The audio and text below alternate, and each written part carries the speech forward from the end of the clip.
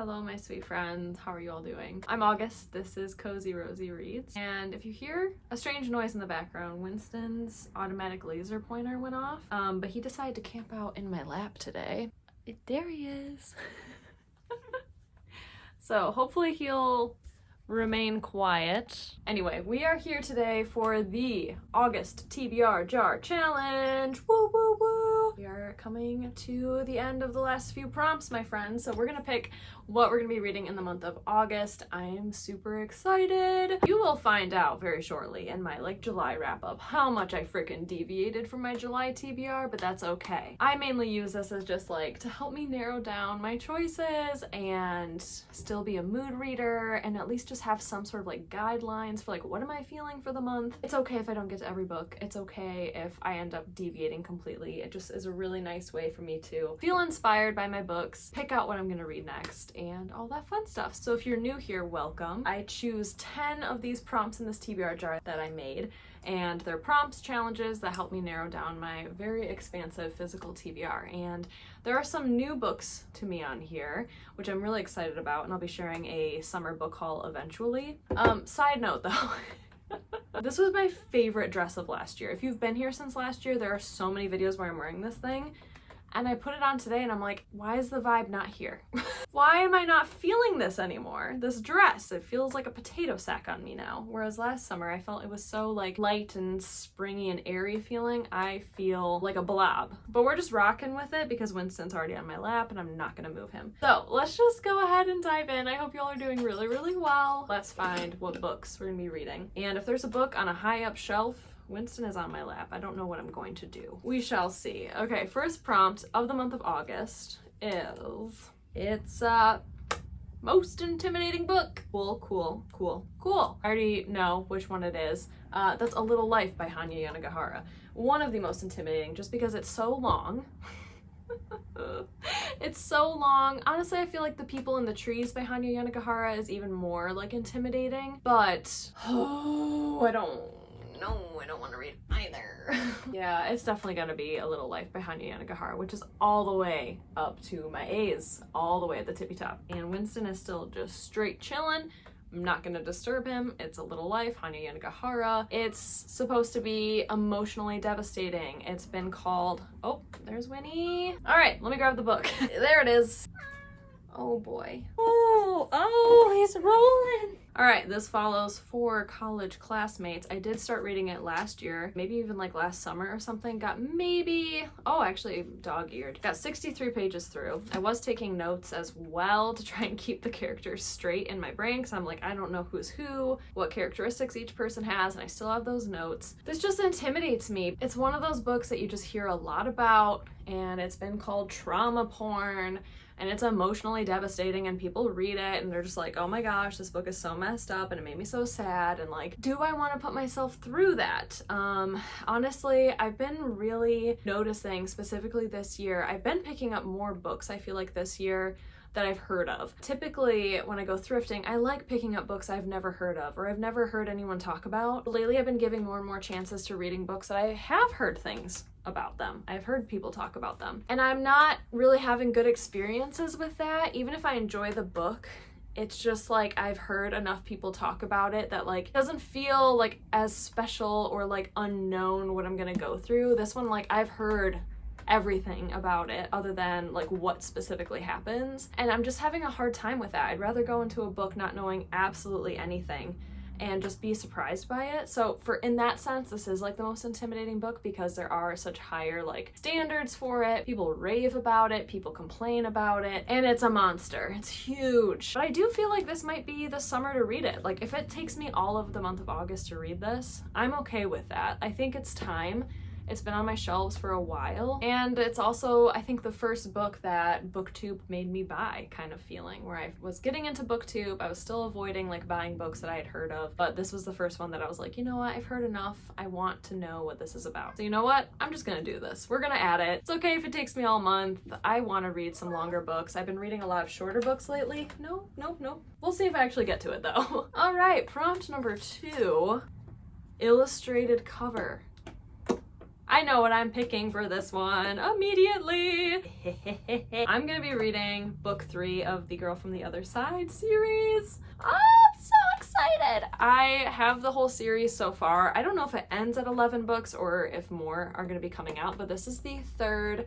I absolutely love this series so much. It follows this little girl named Shiva and her teacher, who is this like deer man devil looking thing, and it's this war in this fantasy world between like the inside and outside, and this curse that plagues people, and it's just so cozy and quaint. Like, they just live on this little farmstead in a little cabin, and they fetch water and bake bread, and it's so quaint. And the last book, which I read in my book bingo readathon, which I'll link down below, the second book ended on a really big cliffhanger, so since then I've just been waiting until I could read the 3rd, and I'm so excited. So this is a very easy pick for me. Voila! For the month of August, I'm just letting the fate of the TBR jar kind of guide me. I don't really know what kind of mood I'm in.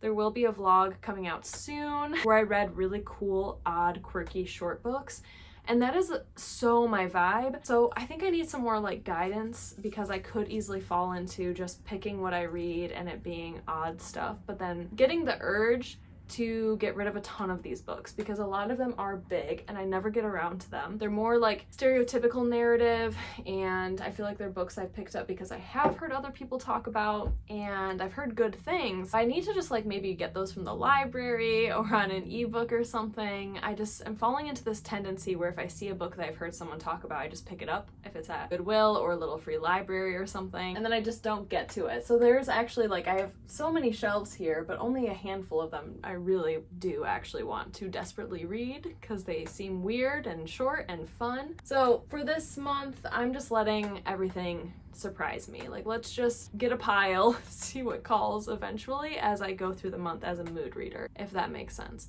Also, I had to change my chair today and it's very creaky. So if you're hearing background noise of creakiness, I apologize. Okay, prompt number 3 is BIPOC. So we need to find a BIPOC author, and I think I know exactly what I'm gonna pick for this one yet again. Hold on one second. Ooh, okay, I'm torn between 2. After Dark by Haruki Murakami and Sharks in the Time of Saviors by Kawai Strong Washburn. I have heard really wonderful things about both, and these are both books that I really want to read. Whoa! This one feels more summery to me, but it is a little bit thicker. This one seems more surreal and up my alley, with like surrealism, odd things, everything taking place in one day. I know I like Haruki Murakami's writing style, so I'm kind of leaning towards this because I know the writing style I like, and I know that this is going to give me that surrealism and weirdness that I like, and I need more of that in my life. This month, at the end of July, has shown me even more and kind of reinforced my love of odd, short, weird, surreal books. I've always known I've liked those, but it's reinvigorated that passion in me, so like, I feel like I'm just gonna lean towards After Dark by Haruki Murakami. I think we're just gonna do that. I have so many other wonderful BIPOC authors on my shelves, and I am very excited to read Sharks in the Time of Saviors. Very excited. This does seem like a very good summary book, so I don't know. You know what, actually, so indecisive. I'm gonna leave both of these maybe out on the side here, and then depending on the stack, if we're not having a whole lot of like summery vibes, because Sharks in the Time of Saviors takes place 1995 off the coast of Hawaii. So I feel like that would be very summery, and we're nearing the end of summer and I still need more juicy summery books. So I'm very torn right now. So let's keep both of these to the side and then decide what the rest of the stack is looking like. I do this a lot. Let's do prompt number 4 then. Children's lit. Okay, my first thought is to do the last book in the Tea Dragon trilogy. Again, one of those things, I don't know if it's a complete trilogy or if more are gonna be coming out. That's my first thought because it's just so beautiful. But let's see, I don't think I have much children's lit left over on here. I do have like 20,000 Leagues Under the Sea, which I don't know when it came out, if it is supposed to be like children's. Let me grab it. So I have this wonderful Apple Classics edition that I found thrifting. And ever since then, I have been wanting to read this in the summer. I've been wanting specifically to like take it to a beach and read it. Oh, did you hear that? Oh, this is it, my friend. It's so old. and it smells so good. This is it. This is a classic children's lit too. And when was it originally published? 1869? What? I did not know it was that old. For 20,000 Leagues Under the Sea by Jules Verne, I don't know anything about it. It's just one of those ubiquitous titles I hear about all the time. I remember growing up and seeing parts of the movie. The blurb on the back reads, "A huge glowing sea monster has attacked and wrecked several ships." I love shipwreck stuff. I love ocean stuff so much. This has to be it. I'm getting excited. Okay. Professor Aronnax joins a mission to hunt down the monster and finds himself aboard a secret submarine. The ship's Captain Nemo is a mysterious man who takes him on a voyage around the world underwater. It's exciting to explore the ocean's depths, but what if he wants to leave? Captain Nemo seems to have made him a captive 20,000 leagues under the sea.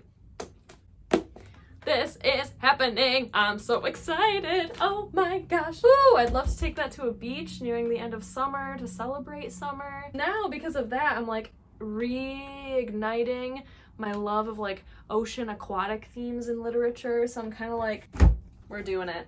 We're just doing that. Okay, prompt number 5. Poetry collection. I think now I only have one poetry collection, and I think it's hidden in actually one of these stacks here. Finite Continued by Anselm Hollo. He's a Finnish author. It's his first large collection of poems since the publication of his selected works in 1977. There's a photo of the gentleman there. I think this collection was published, in the very late 1970s. So I'm super excited to read some Finnish poetry.